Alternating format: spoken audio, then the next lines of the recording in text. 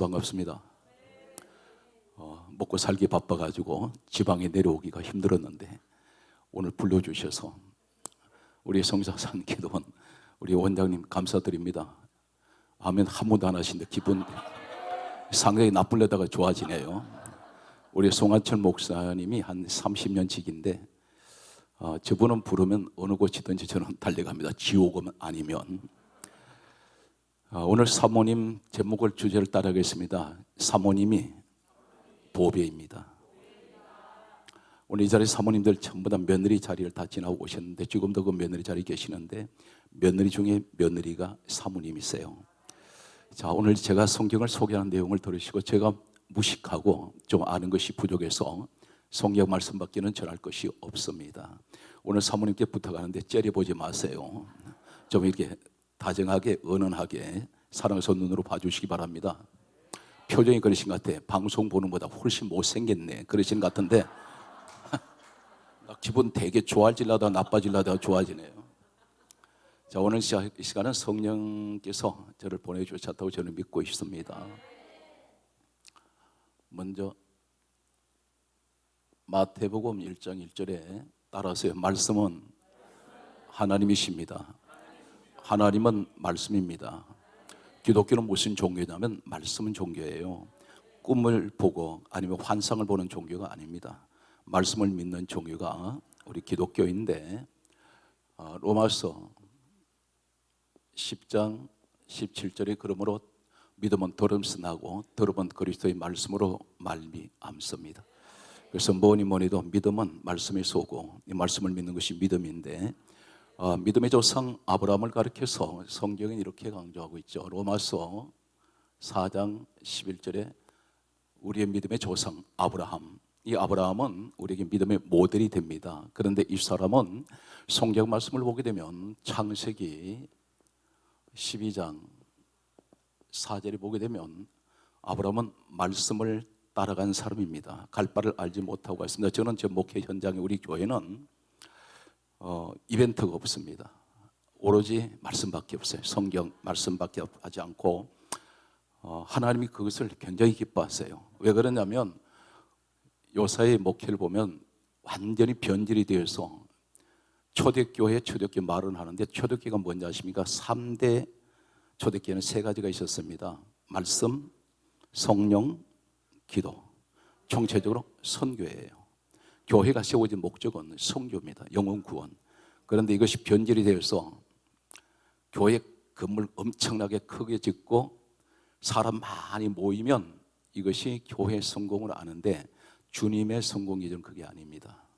얼마나 그 교회가 내 뜻을 따라서 선교를 많이 하고 있으며 전도하고 있고 영혼 구원에 대해서 관심을 갖고 있느냐.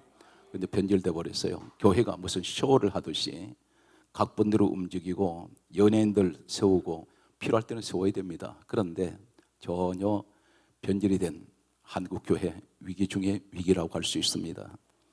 오늘 그런데 성경 말씀은 이렇게 기록합니다. 잠언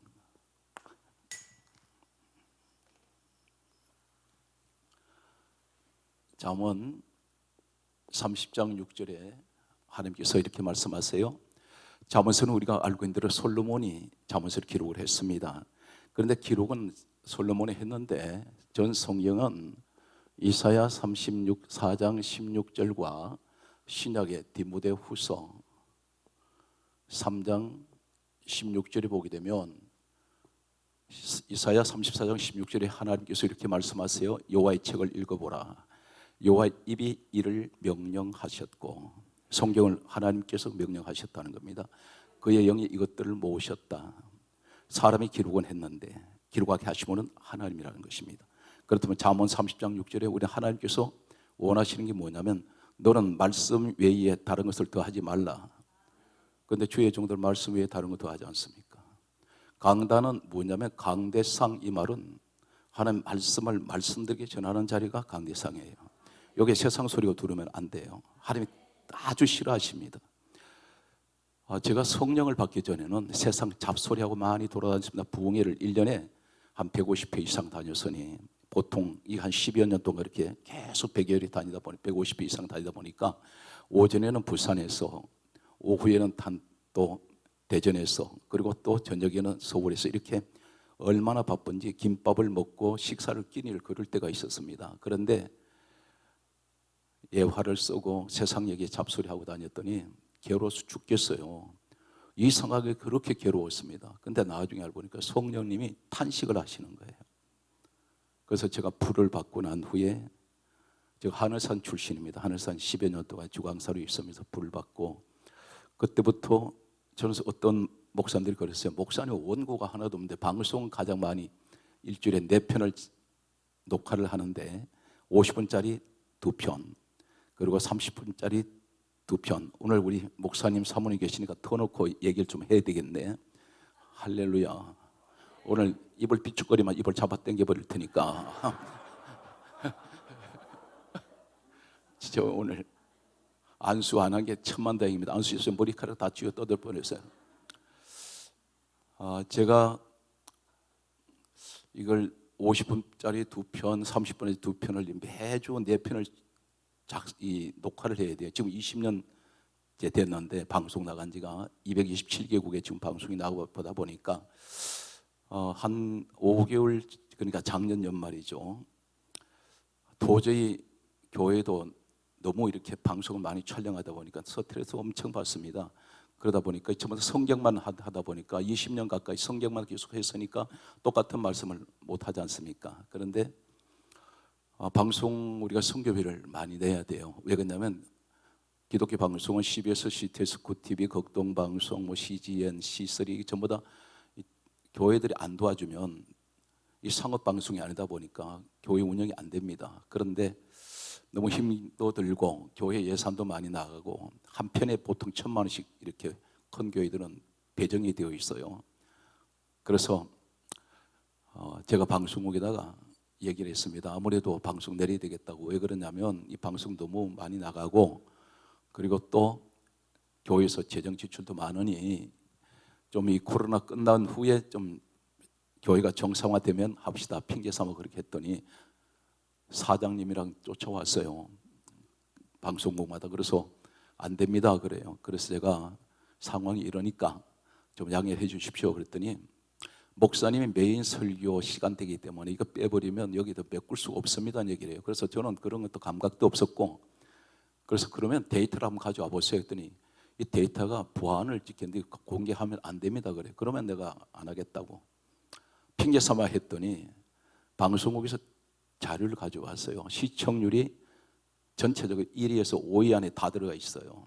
이게 4편이 다. 이것은 기적입니다. 요새는 뭐 인기몰이 하는데 저는 성경밖에 없잖아요. 그리고 원고가 없어요.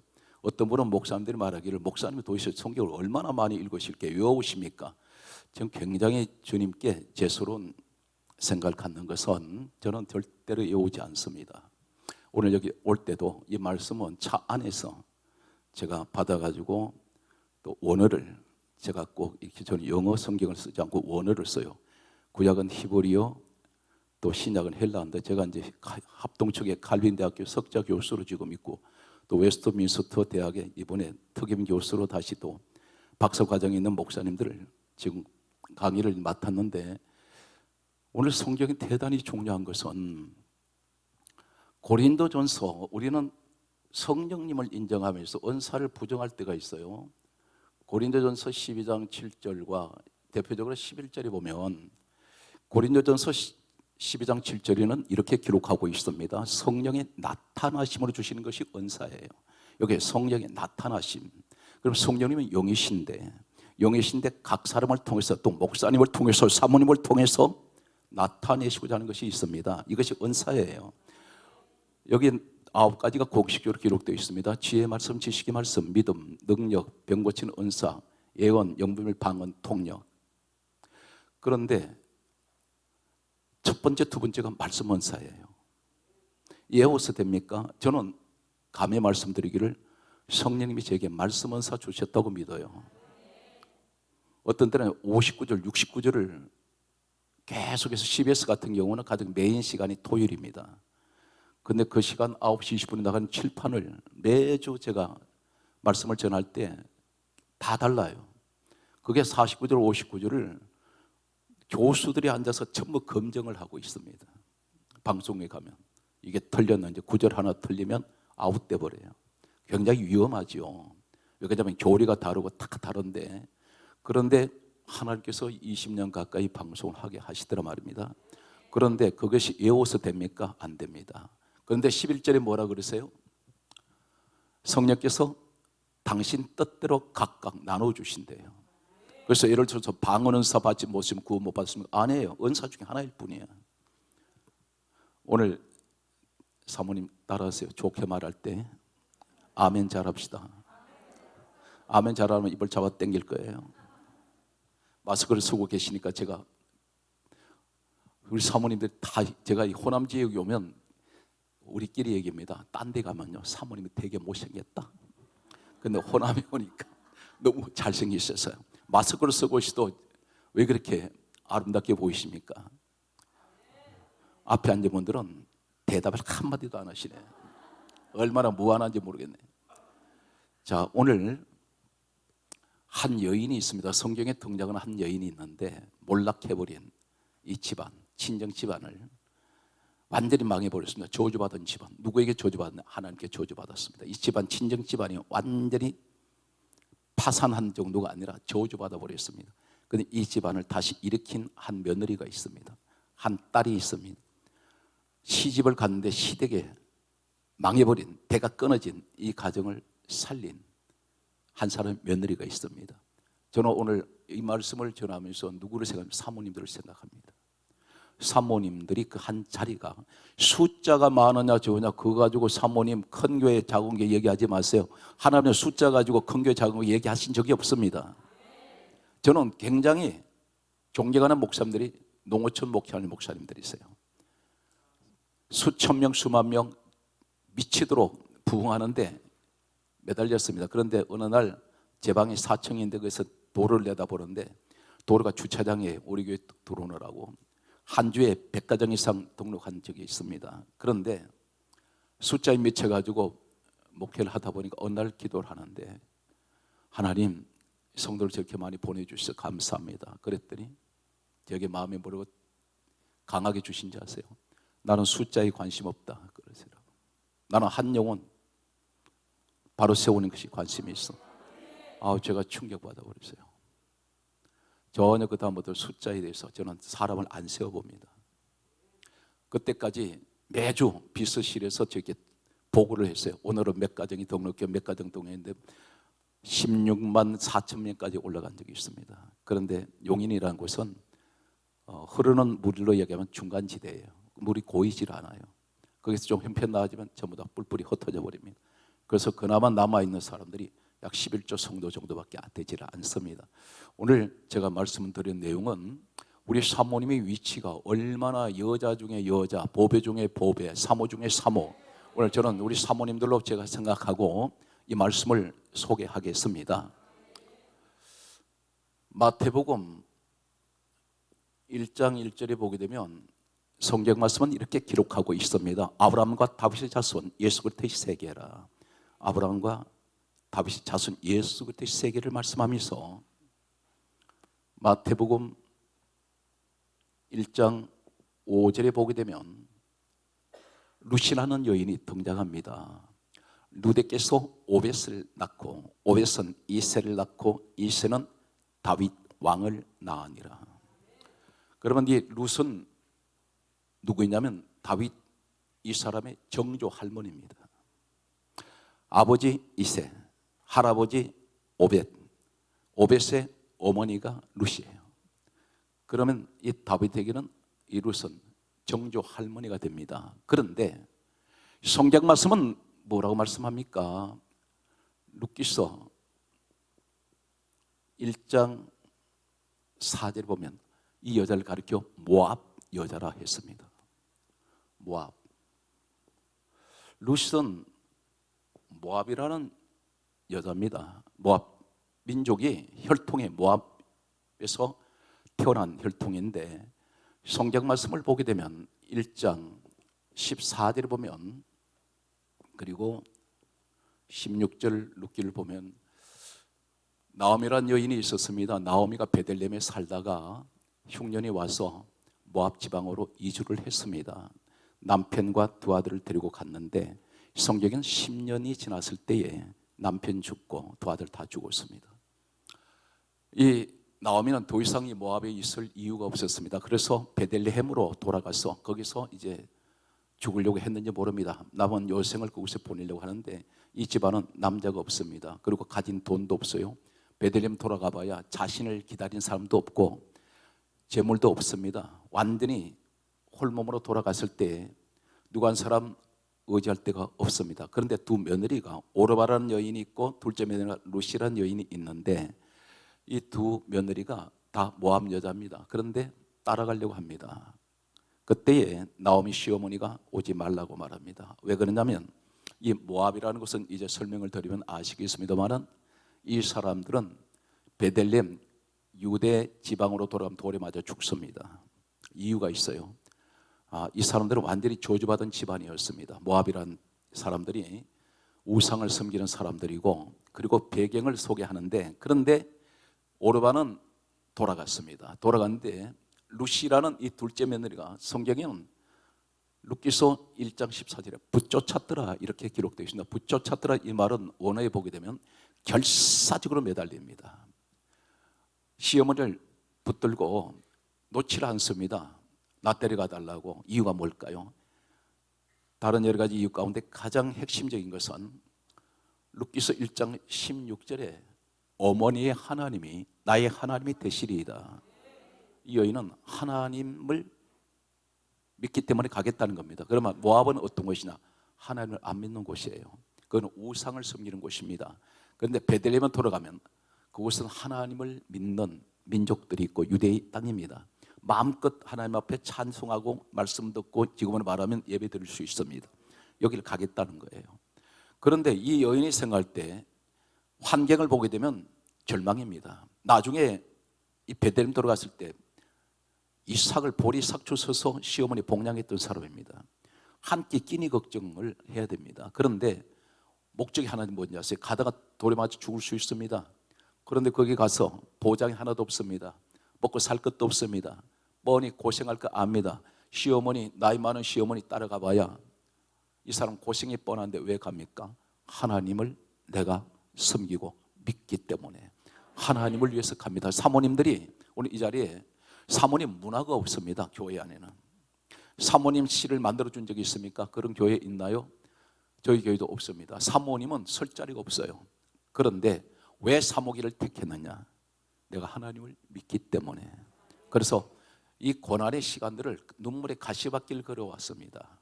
사모님들 보면 한결같이 그 마음은 방송국에서 통계조사를 했는데 사모님의 우울증이 가장 많습니다. 말을 못합니다. 목사님 남편에게도 말을 다 털어놓지 못합니다. 옷 하나 제대로 변변히 성도들 앞에서 제대로 입지 못합니다. 입었다면 명품이라고 또 입방아 찍기도 하고 이래저래 하여튼 사모님들은 동네 북이 될 수 있습니다. 그렇다고 말 한마디 하지도 못합니다. 속이 타들어갑니다. 오늘 여기에서 이 모압이라는 이 사람, 이 모압 출신의 이 루시라는 사람은 성경 말씀을 보게 되면 어디로 흘러갑니까? 이 출신이 뭘까요? 왜 저주받았다 합니까? 왜 베들레헴 가면 안 됩니까? 그런데 목숨 걸고 이 사람은 순교자적인 믿음을 가지고 갔습니다. 성경을 옮겨가겠습니다. 창세기 19장 37절과 창세기 13장 9절과 창세기 13장 10절 그리고 창세기 13장 13절을 잠깐 소개하겠습니다. 창세기 19장 37절이 모압이 누구냐면 바로 루시의 이 친정이 시작이 어디냐면 소돔에 살고 있던 롯이라는 사람이 있습니다. 롯의 큰 딸이 낳은 아들이 모압이에요. 이 관계가 어떤 관계입니까? 아버지와 딸이 근친상간에 있습니다. 하나님께서 뭐라 그러세요? 신명기 23장 2절과 3절에 신명기 23장 2절에 이렇게 말씀합니다. 사생자는 여호와의 총회에 들어오지 못할 것이요. 사생자란 말이 뭐냐면 건친상간한 사람. 다시 말해서 부모와 자식이 건친상간에서 태어난 자식은 여호와의 총에 못 들어온다 했습니다. 하나님이 명령을 해놨어요. 그런데 정확하게 말씀하는 것이 신명기 23장 3절에 암몬과 모압 사람은 여호와의 총에 못 들어올 것이다. 그러니까 유대 땅에 가면 죽습니다. 성경에 하나님 법으로 정해놔서 이게 율법이에요. 율법 어기면 돌에 적시 현장에서 적결 처벌하면 합니다. 예수님 당시에도 율법 시대인데 가늠한 여자가 예수님 앞에 끌려왔습니다. 대중 앞에 왔을 때 저마다 돌 들고 있었어요. 예수님께서 말씀하시기를 너희 중에 죄 없는 자가 돌로 쳐라. 아무도 못 치지 않지만 돌 다 버리고 떠나간 이 사건을 우리는 기억을 합니다. 이 모압 출신 여자 룻, 그런데 예수님 족보에 올라가 있어요. 이방 여자가 감히 유대인 족보에, 그것도 예수님 족보에 올라가 있습니다. 이 여자 몸을 통해서 다윗이 나왔어요. 왕족 가문이 되어버립니다. 다윗 통해서 솔로몬 태어나고 계속 왕족 가문이 이어지는데 누구 때문에 그러냐? 룻 때문에. 그러면 도대체 이 지금 롯이라는 소돔 속에 살고 있던 이 사람이 어떻게 해서 이렇게 된 과정을 우리가 살펴보면 룻이라는 여자가 태어나면서 이 여자로 인해서 완전히 이 집안은, 친정 집안이, 저주받은 집안이 완전히 저주가 끊어져 버리고, 우리 사모님들로 인해서 내 친정이 완전히 영적인 저주가 끊어지고, 아멘, 내 시댁을 살리는 그런 하나님 보시기에 엄청난 일을 우리 사모님 하고 계신다는 사실을 아셔야 됩니다. 사모 아무나 되는 것 아닙니다. 사모 생활 벌써 10년, 20년이 넘어가실 때 이건 대단한 일이에요. 그 자리에 계속 버티신다는 것이. 기분 나쁘세요? 자, 성경 말씀을 제가 소개하겠습니다. 창세기 12장 1절에서 4절을 보게 되면 하나님께서는 아브라함에게 하신 말씀이 있습니다. 75세 때 아브라함을 찾아오신 하나님께서 하시는 말씀이 너는 너의 본토 친척 아비를 떠나, 이렇게 말씀하셨어요. 여기 친척이 나옵니다. 롯을 아브라함 데려갔는데 데려가면 안 돼요. 이 사람 때문에 고통을 받는데 창세기 13장 오늘 9절 말씀이 소개되겠습니다. 아브라함이 롯과 함께 다니다가 재물이 눈덩이처럼 불어나기 시작하니까 아브라함 집의 종과 롯의 집의 종이 다투어요. 재산 때문에. 재산이 너무 불어났을 때. 그래서 아브라함과 롯이 헤어지게 됩니다. 헤어질 때에 오늘 성경 말씀 보면 창세기 13장 10절에 보면 이렇게 기록되어 있습니다. 롯이 아브라함과 헤어질 때에 성경 강조합니다. 롯이 어디를 택하냐면 소돔을 택할 때에 여호와께서 소돔과 고모라를 멸하시기 전이었으므로 에덴, 다시 말해서 여호와의 동산 같고 애굽 땅 같았더라, 이렇게 기록합니다. 여기 동산은 에덴 동산을 말합니다.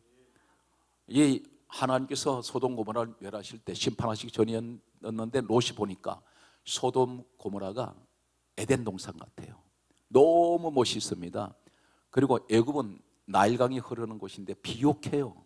가장 잘 사는 나라입니다. 그런데 이 사람이 선택한 것이 소돔이었는데 창세기 13장 13절에 보면 이렇게 기록하고 있습니다. 소돔 사람은 여호와 앞에 악하고 큰 죄인이었더라. 악한 사람, 큰 죄인, 보통 죄인이 아니에요. 그러니까 하나님께서 소돔을 불러 태우시는데 이때 롯이 그곳을 갔습니다. 갔는데요, 이제부터 사건이 어떻게 전개되는지 보세요. 이 사람 출세합니다. 창세기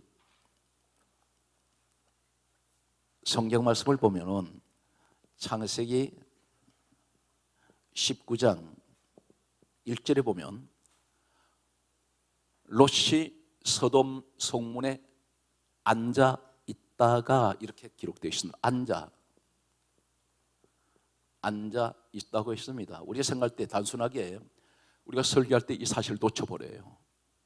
한 번 더 저는 이제 방송 전문을 하다 보니까 우리 CTS 같은 경우는 86개 교단인데 그 교단 전체의 대표 총재를 맡다 보니까 늘 모니터를 해요. 하는데 이 본문 말씀을 사용하실 때 자세히 보면 우리가 은혜 받는 게 아니라 목사님들은 전하는 사명이 있기 때문에 제가 이제 목사님에게 이제 은혜 받으려고 이렇게 자세히 설교를 듣다 보면 가장 중요한 이 사건을 놓쳐버리더라고요. 그리고 이 사실이 뭐냐면 한글 성경에는 앉아 이 말이 히브리어에는 야샤브입니다. 야샤브. 이 말이 무슨 말이냐면 대단히 중요한 내용을 가지고 있죠.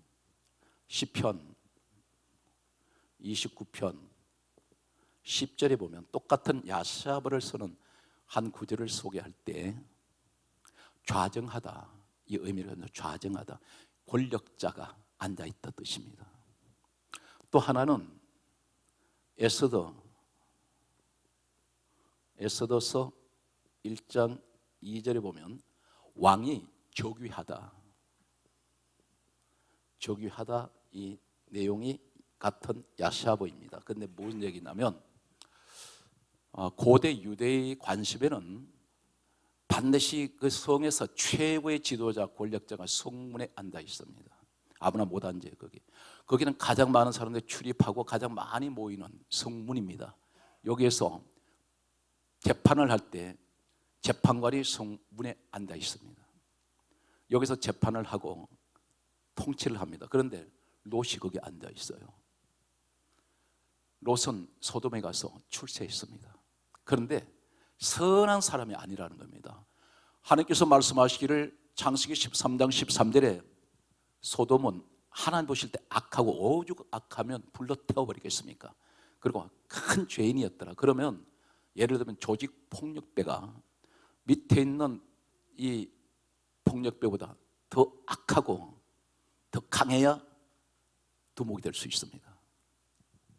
그런데 이 소돔에 가서 성문에 앉아 야샤브 좌정하다 왕이 저귀하듯이 통치자로 앉아있는 이 사람은 수단 방법을 가리지 않고 거기서 이 사람은 최고의 권력자 자리에 앉았습니다.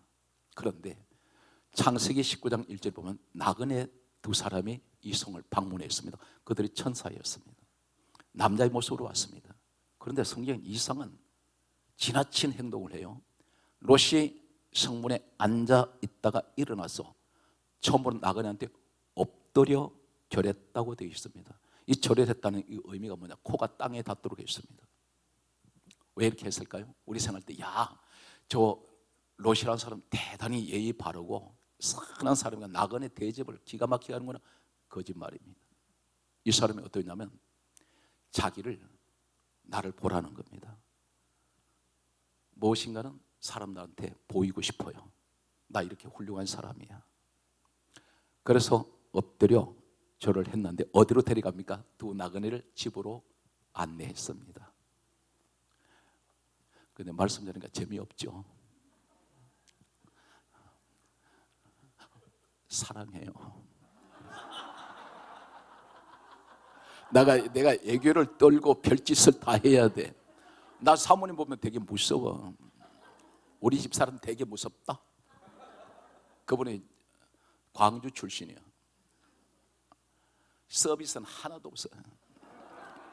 광주 여자들은 애교라는 게 없어. 진짜 애교 없어. 그래도 다시 태어나도 광주 여자하고 결혼해야지. 창세기 19장 5절에 보면 자기 집으로 두 나그네를 안내를 해서 영접을 하는데 소돔 사람들이 물은 노스로 되어 있습니다. 어린아이부터 걸음 많은 어린아이, 남자아이부터 노인에 이렇게 지팡이 잡은 노인까지 전부 이 롯의 집을 둘러쌌어요. 뭘 한다 그럽니까? 상관하리라. 이 말이 히브리어에는 야다예요. 야다 이 말이 뭐냐면 동성애를 하겠다는 것입니다. 동성애 성관계를 하겠다는 겁니다. 끌어내라 그래요. 그때에 이 적나라하게 롯의 모습이 그대로 다 드러납니다.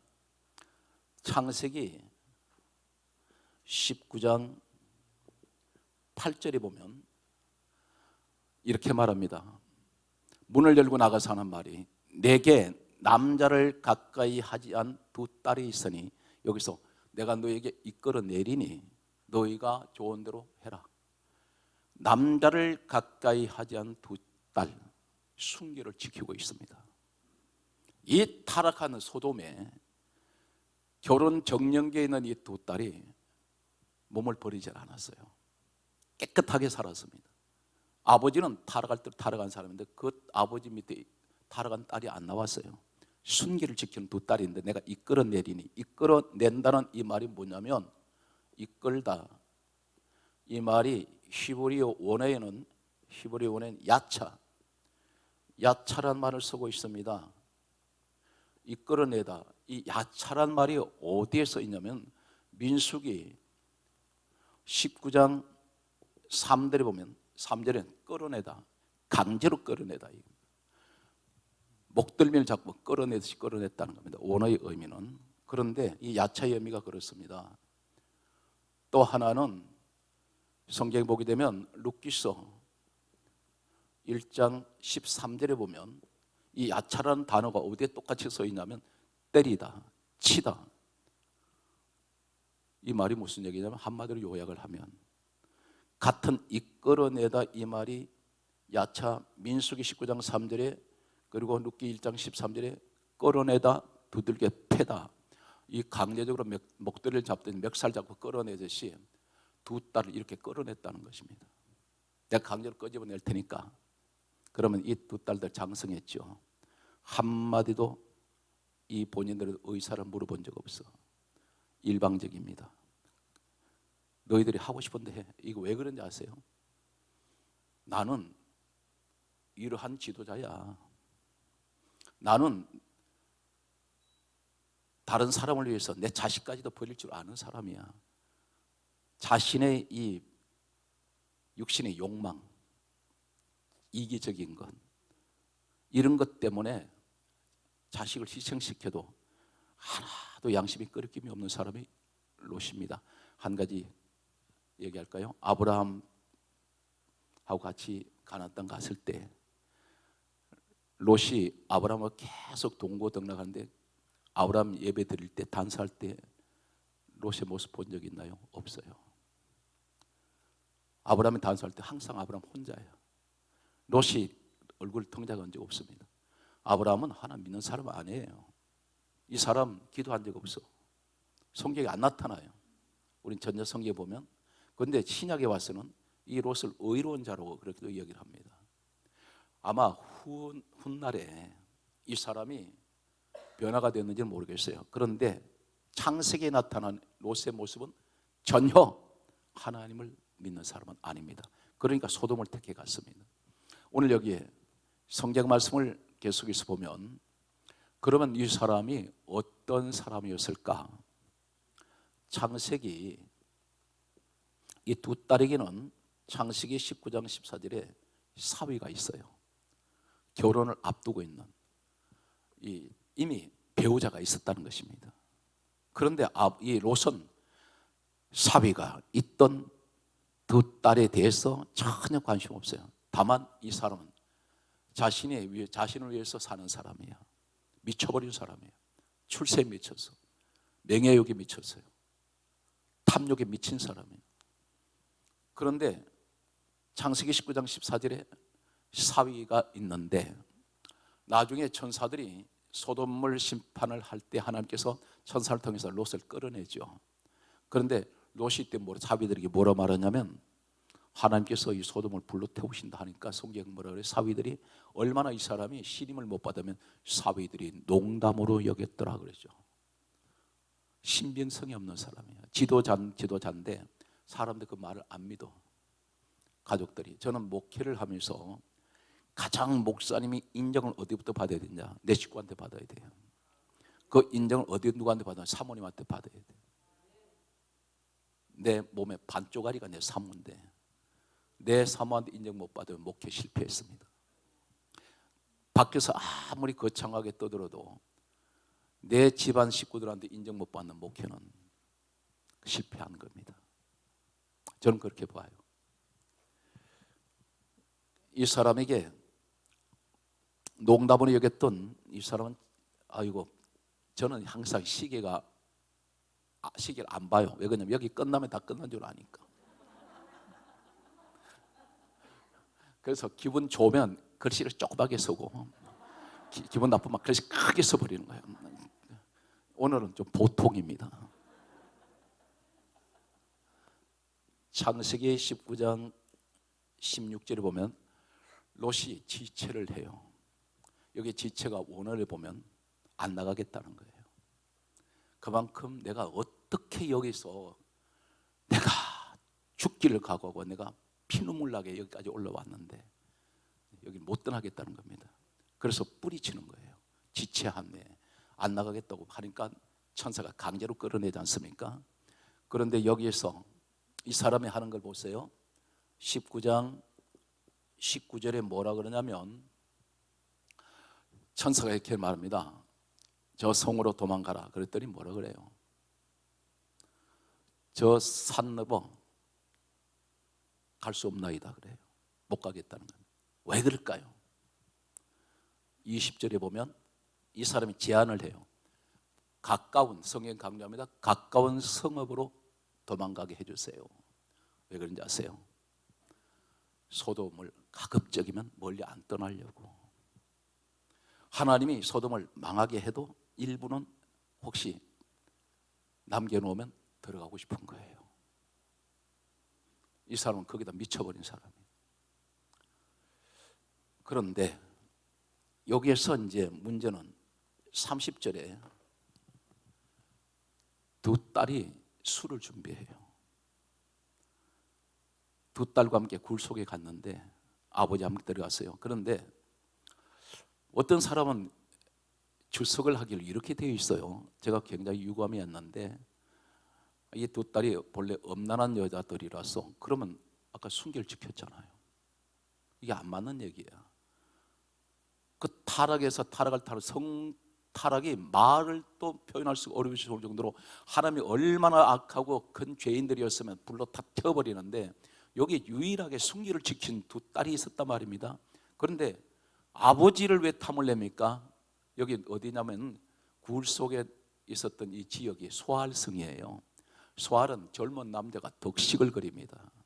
굴 밖에만 나가면 젊고 건강한 남자 많아요. 그런데 아버지는 나이 많아 늙었어. 그런데 이 아버지를 굳이 성대상으로 삼지 않는다는 겁니다. 그런데 왜 이렇게 했을까? 이 딸들 마음에 상처가 있는 거예요. 아버지가 우리들 일방적으로 수많은 남자들 앞에 끌어내서 성놀이기로 만들려고, 우리 짓밟아버리려고, 우리 인생 망치게 만들려고, 여기에 대한 상처를 가지고 정오심이 있어요. 그래서 아버지가 우리 간음시키려고 그랬지.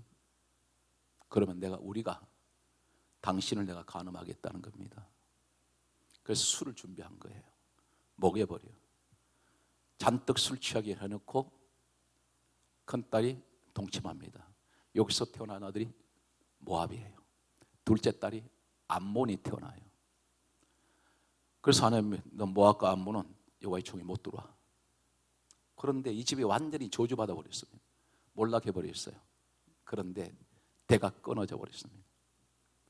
그런데 놀라운 사실은 이 루시의 시대에 와가지고 이 저주받은 이 친정집을 살려내요.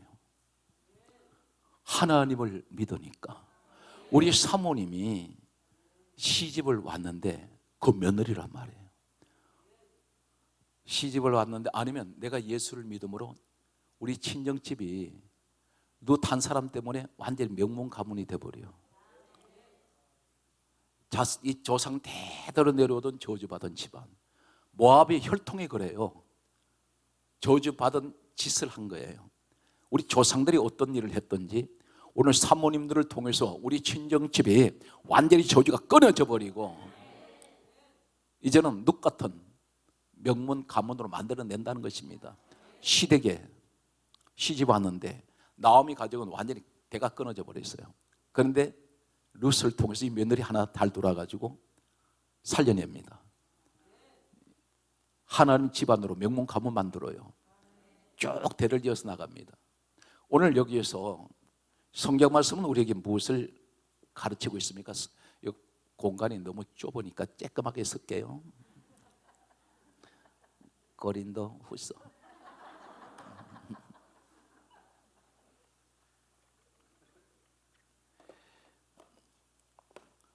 고린도 후서 5장 17절에 성경 오늘 본문 뭐라 말합니까?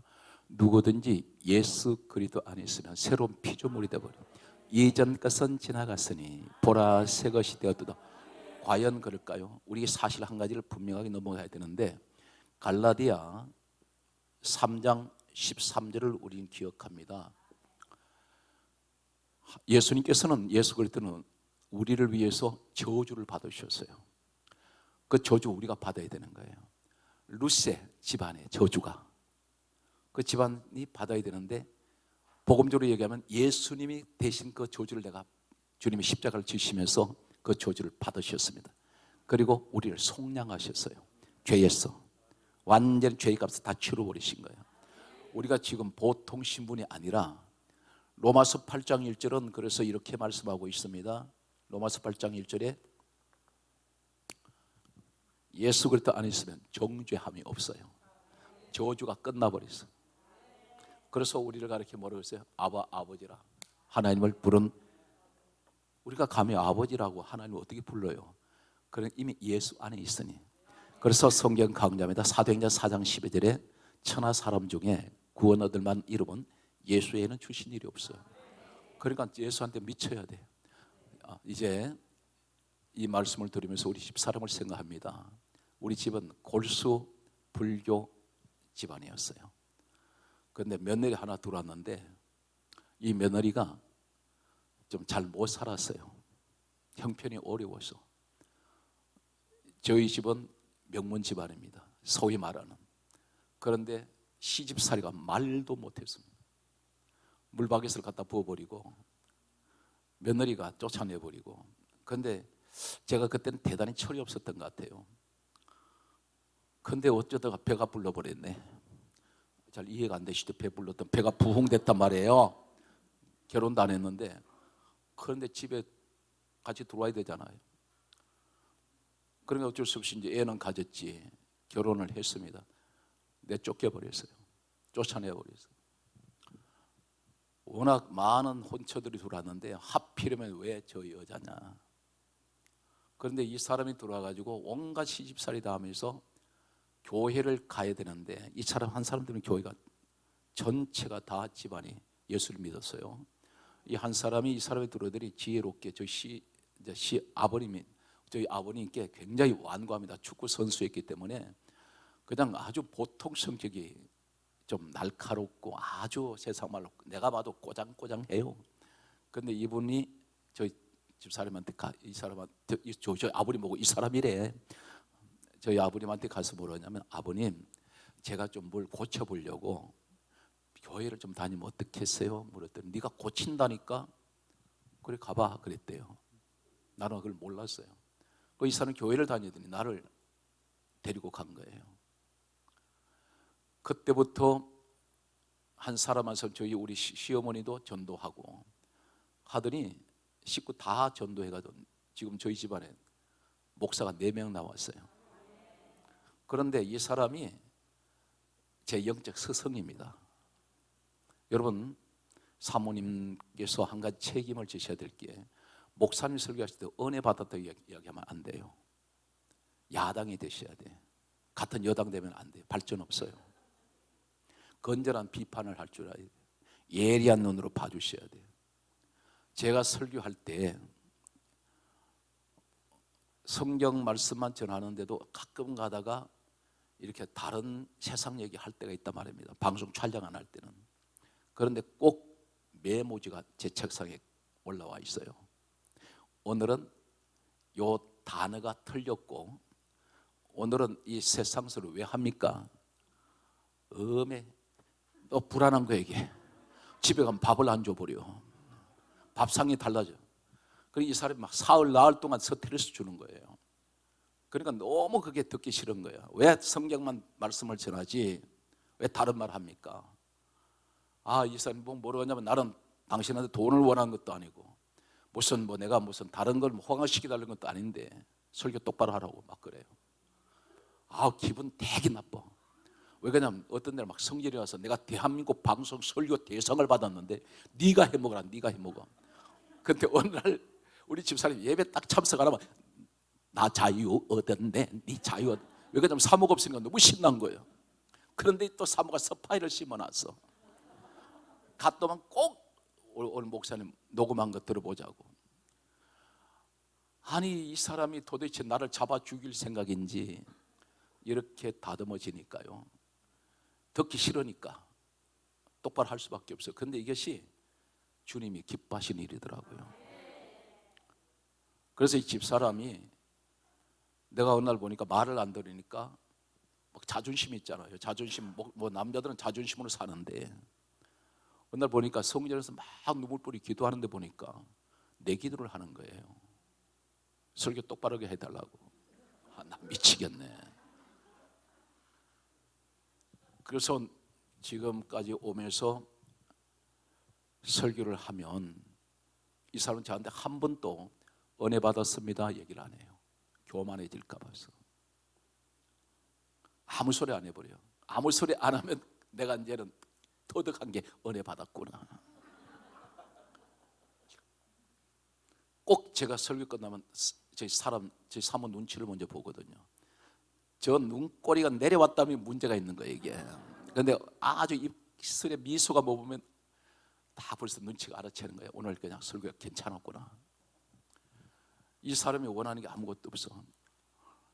그러니까 지금 교회를 제가 꼭 목사님 사모님들이 뭘 체크를 해야 되냐면 그것이 진짜 목사님을 사랑해서 하는 겁니다. 누가 지적을 못해요. 첫째, 설교는 아무리 내용이 좋아도 발음이 정확해야 돼요. 전달이 잘못돼 버리면 내용이 아무리 좋다 그게 50% 깎고 들어갑니다. 그리고 설교 내용을 이 자리에 아마 우리 사모님들도 또 목사님들도 계시는데 설교 단락이 짧아야 돼. 문장이 짧아야 됩니다. 옛날 이야기하듯이 길게 나가면 성도들 다 졸아버려요. 그래서 설교는 30분을 넘기면 안 돼요. 그리고 꼿꼿하게 한 가지 가장 중요한 방송에서 가장 싫어하는 것이 원고 들여다보는 겁니다. 왜 그러냐면 화면을 똑바로 보고 해야 되는데 우리가 한 가지 이 개인적으로 대화를 할 때 서로 눈을 보고 대화하지 않습니까? 그런데 우리가 원고를 들여다보고 앉았으면 성도들이 예배는 들여다 졸기 시작해요. 5분 넘기면 다 좁니다. 왜 그러냐면 성도는 목사님만 바라보고 있는데 목사님은 원고만 들여다보고 있네. 저는 이 방송을 전문을 하다 보니까 방송에 나오는 보면 저 설교 자기가 작성한 거 아니구나 대본에 알아요. 다 그런 것은 아닌데 제가 주변에 기가 막힌 일이 있습니다. 우리 집사가 그 얘기를 또 저한테 전해주는 거예요. 자기 다른 교회 다니는 친구 집사인데 그 교회가 몇천 명 나오는 교회라는 거예요. 그런데 시간이 이상하게 그 시간 됐다고 가야 된대요. 왜 그러더니 목사님 설교를 자기가 작성해야 된대. 근데 그 사람이 누구냐면 소설가예요. 그래서 100만 원 받는데 목사님 그 시간 뭐하냐 골프 치고 있네. 그분이 설교를 하고 있단 말이에요. 방송에. 그 성도 얼마나 불쌍한지 아십니까? 설교는 최소한 자기가 몸부림치면서 기도를 통해서 성령이 주신 대로 받아서 전해야 돼요. 그런데 원고를 들여다보는데 뭘 제가 보면 죄송합니다. 자기 설교 작성한 게 아니구나. 뭘 느끼냐면 이 단어를 제대로 표현을 못해. 버벅거려요. 단어를 자기가 유일하게 쓰는 단어가 있어요. 그런데 그 단어가 자기가 쓰는 단어가 아니야. 그러니까 이게 버벅거리고 들여다보면서 잘 못 읽어. 그걸 원고 주니까 들고 올라오는 거예요. 제가 여기서 남의 교회를 비판하는 게 아니라 설교의 생명을 거세요. 저는 지금 전 세계에 53개국에 집회를 가야 되는데 못 갑니다. 왜 못 가냐? 우리 교회 비 오면 안 돼. 집 안에서 서는 쪽박은 밖에 서세요. 밖으로 너무 돌아다니면 안 돼. 부흥사들은 사명이니까 늘 밤낮이 부흥회를 다니시게 되면 이게 사명이에요. 그런데 우리가 목회자로 한 사람의 교회를 지키는 목회자는 철저하게 교회 강단에서 무릎 꿇고 기도하고, 저희 교회 13명 부목사들을 데리고 제가 갑자기 지금은 기도할 때다, 너무 교회 컸다고 잘 나간다고 이 방심했다 그러는 섰다가 성할 때 넘어질까 조심하라는 말씀을 늘 생각하거든요. 그래서 부목사 다 불러서 저녁 예배 끝난 후에 강대상 다 올라와. 30, 40대 목사들입니다. 뒤에 전부 앉혀놓고 나가 강대상 올라가서 무릎 꿇고 7시간을 기도를 해요. 한 번도 일어나지도 않아요. 그들 소리를 부르짖고 기도하면서 계속 하는데 뒤를 돌아보니까 몸부림을 쳐 몸을 비꼬고 난리가 났어요. 젊은 목사도 기도 안 합니다. 제가 목사 채용할 때 무릎을 만져봐요. 말랑말랑해. 이 사람 기도 안 하는 사람. 제가 그 자리에서 보면 당신 인터넷에서 설교한 뽑아서 섰다 가는데 들키면 당신 당장 내쫓아버릴 거야. 한국교회 강단에 못 서게 할 거야. 그 얘기예요. 왜 그러냐면 이것을 제가 그분들한테 꼭 얘기하는 게, 교회가 살리는 것은 생명은 말씀입니다. 제 목회 철학이 그래요. 20년 목회를 쭉 이렇게 방송 소리 하다 보니까 이게 전국을 또 국내외적으로 볼 수 있지 않습니까? 지금 한국에 대단히 어려워요. 그런데 제가 이렇게 우리 정진수 목사님, 송하철 목사님 보면 참 저분들은 한결같이 늘 변함이 없는, 우리 정진수 목사님 오랜만에 뵈니까 저분은 세월이 거꾸로 가는가 봐. 정진수 내일 서세요. 내일. 진수가 전혀 인기가 없네. 아니 오늘 쓰지 그래서 내가 내일 쓰고. 근데 제가 우리 송하철 목사님 왜 좋아하냐면 저분은 늘 한결 같아요. 애기 같아. 어제 우리 송태건 목사님 다녀가셨나? 내일인가요? 그분하고 대화를 하는데 송하철 목사님을 지금 이 설교하다가 저분을 제가 칭찬한 이유가 뭐냐면 한 사람 목회자로서 제가 보는 얘기를 하는 겁니다. 하나의 귀감이 되기 때문에. 애기 같아요. 그 마음 순수함이. 그때나 지금이나 뵈면 늘 그 진실성이 묻어나온단 말입니다.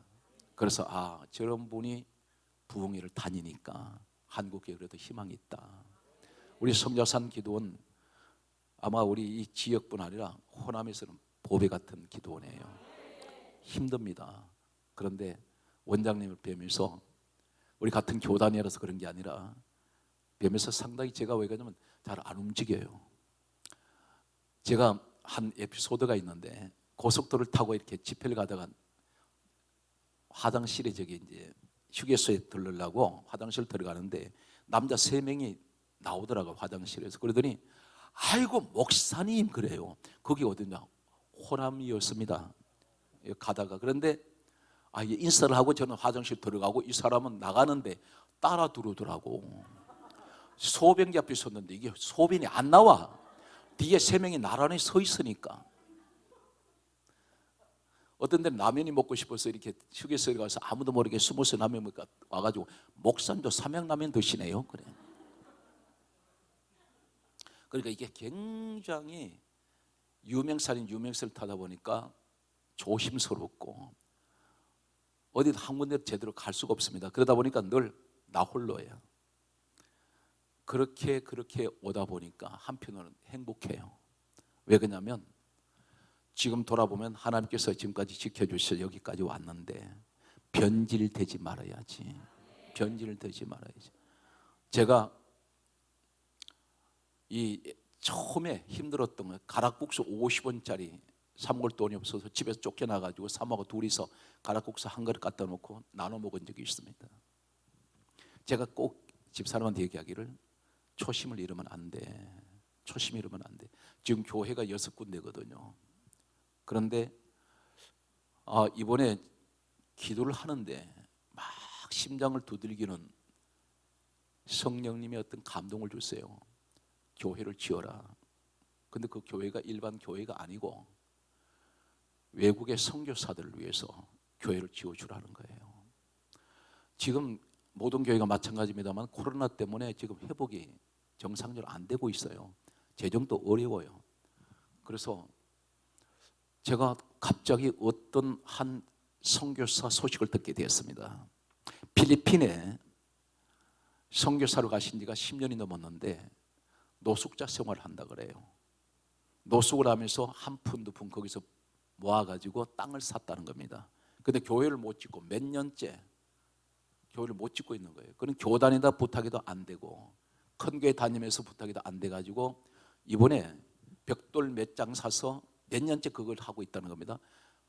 벽돌 몇 장 사서 여기 와가지고 막노동을 해서 얼마 벌면 그 돈 가져가서 또 벽돌 사서 샀고 또 나와서 이 일을 계속 몇 년째 하고 있다는 얘기 듣고 제가 전화를 했어요. 그 성교사 전화번호 좀 알려달라고. 지금 국내에 나와 있다는 겁니다.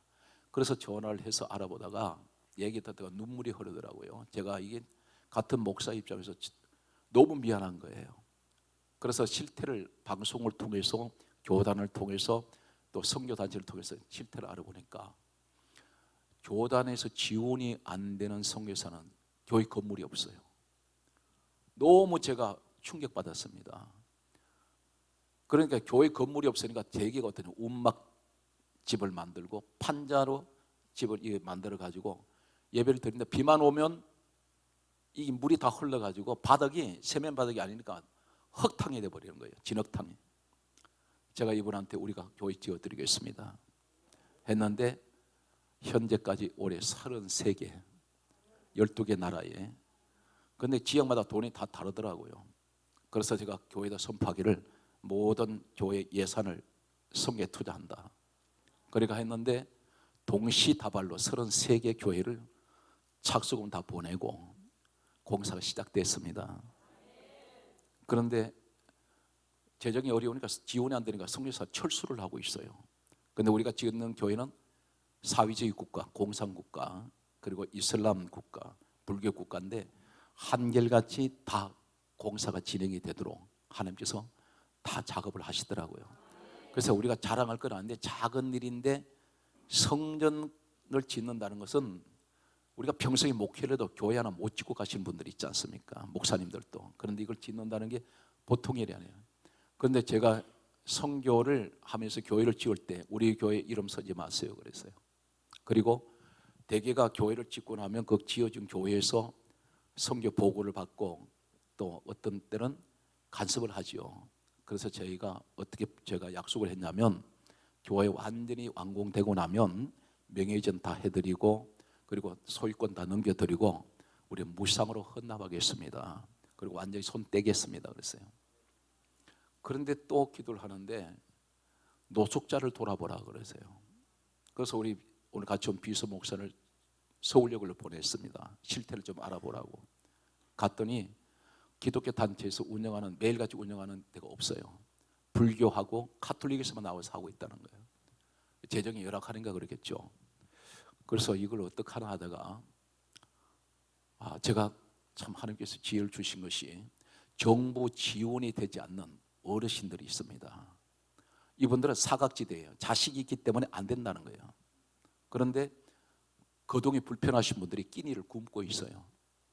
이분들한테 백가정을 무료급 식소를 통해서 식사를 제공하기로 매달 저희가 재정으로 지원해 주겠다 했습니다. 어차피 하려면 그렇게 할 수밖에 없고 교회가 살려면 선교사가 살아야 돼요. 그랬더니 우리 성도들이 불만이 없어요. 못 내는 사람은 부담이 되겠죠. 그런데 교회를 저희가 단독으로 교회를 하나 짓겠습니다 하는 가정이 33개 중에 21가정이 나와버렸어요. 한 가정이 교회를 하나씩 세운 거예요. 이게 석 달 전입니다. 석 달 만에 33개 교회가 12개 나라에 동시에 교회 건축이 돼요. 근데 우리 교회가 부자가 없어요. 그런데 보니까 보험을 갖다 해약을 시키고 어떤 사람은 암보험 들었는데 암보험도 해약시키고 전부 이것을 해가지고 하나님 앞에 드리더라고요. 그래서 모든 33개 교회 공사 다 할 수 있도록 돈이 다 돌아버렸습니다. 그 돈이 지금 준비가 돼가지고 착수금 보내고 2차 이번 주에 또 다 나가는데 마지막 제가 생각할 때는 이렇습니다. 우리 목사님 사모님 아마 이 땅에 우리가 길어야 목회는 3, 40년 하면 아마 마감할지 몰라요. 아멘 없는 거 50년 다 하세요. 아유 주여. 제가 엎드려 기도할 때마다 아버지 또 하루가 지나갔습니다. 주님 앞에 돌아갈 날이 하루가 앞당겨졌습니다. 죽을 날이 가까이 오는데 어떻게 하면 주님 기쁘신 일 하다 갈까요? 돈도 필요 없고 명예도 필요 없고 다 필요 없습니다. 하나님 다 두고 가는데 오직 한 가지, 주님 기뻐하시는 일만 해주세요. 그래서 제가 외람된 얘기입니다만은 그래도 뭐 성도가 7, 8천 명 되면 사례비 그래도 한 돈 천만 원 받아야 될 거 아닙니까? 근데 저는 15년째 400만 원 받아요. 그리고 카드가 없어요. 왜 그러냐면 그 갖고 있으면 카드 또 쓰고 나면 교회 돈은 나가야 되니까. 저는 골프채를 성도들이 사줬는데 골프채 영 안 되겠더라고요. 제가 갖고 다니니까 한 번 나갔다가 그냥 포기해버렸습니다. 그냥 처박아 놨는데 골프 치는 사람들, 친구들이, 목사님들이 야 그냥 외국으로 골프 치러 가자 그러는데 제가 가지 말라고 그랬어요. 누구라면 다 아시는 목사님들인데 왜 그러냐 이렇게 이번에 가면 못 돌아온다 그랬어요. 왜 그러냐 그 가면 태풍 만난다 그랬는데 진짜 태풍 만나버렸어. 그 2주 동안 못 들어왔어. 그래서 골프야 그거 뭘 구멍에다가 자꾸 공 넣으려고 폼 잡냐 이거. 아 내가 들고 가서 넣어버리면 되지.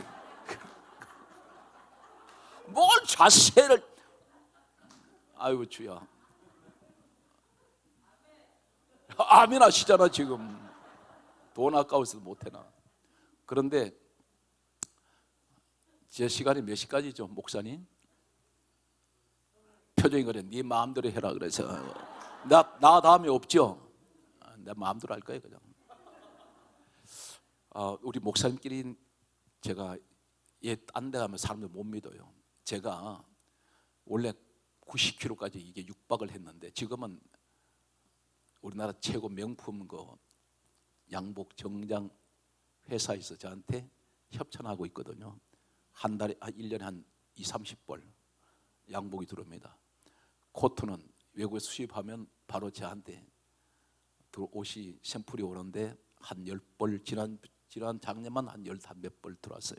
근데 못 입는 옷이 너무 많아요. 왜 그러냐면 빨간 자켓 캬바레에서 해야 돼. 이게 막 반짝이 막 이런 그 돈을 주고 사면 보통 한 벌에 100 몇십 원씩 가요.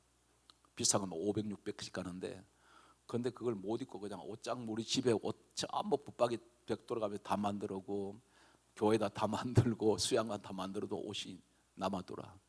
그런데 그 옷의 욕심은요 남한테 주기가 싫은 거예요. 그게 이상하대. 그런데 이게 운동을 해야지. 운동을 모든 목사님 다 똑같습니다. 시간 우리가 막 일정하지 않으니까. 그런데 살이 찌니까 병원에 한번 갔더니 6가지 병이 들어왔어요. 성진병이 들어왔는데 제가 침대에 누웠었는데요 주님이 찾아오셨어요. 정면으로 뵀거든요. 저밖에 모릅니다. 경험을 안 해보셨으니까. 그런데 침대에 저는 뒤에 누워있는데 침대에 걸터 앉으셨어요. 벽 쪽을 보시면서 딱 한마디를 하셨어요. 운동해라.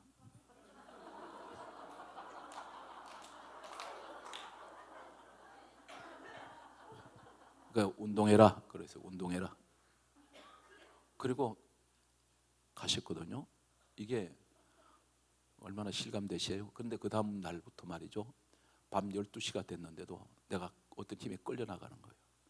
그래서 분당 탄천으로 이렇게 걸어가는데 비가 와도 눈이 와도 얼음판이 되어도 걷는 거예요. 그런데 여러분 스쿼트 있죠? 하체 허벅지 운동. 이게 보통 청년들이 30회 한꺼번에 하기도 힘들대. 그런데 제가 계속 동시에 500회를 해요. 한꺼번에. 왜 그러냐면 이게 사명감으로 하는 겁니다. 500회를 쉬지 않고 해. 그리고 종아리 운동 300회. 그런데 그 아산 현대병원의 간 병동에 박사가 과장이 우리 집사인데 이 사람이 그냥 나를 건강검진을 받는다고 그냥 지가 알아서 다 접수를 시켜놔가지고 나 이번에 아주 죽을 뻔했다니까. 왜 그러냐면 별별 검사를 다 시킨 거예요. 별별 검사를. 나빴어. 미쳐버려. 근데 우리 여자 집사님이 그 간병로 과정인데 하여튼 머리부터 발까지 다 훑어버렸어. 그런데 피가 애기 피같이 콜레스테롤이 하나도 없고요. 깨끗하게 그렇게 검사가 나오더라고요. 왜 그러냐면 건강을 주님께서 운동해 하시는 말씀은 네가 아직 할 일이 있다.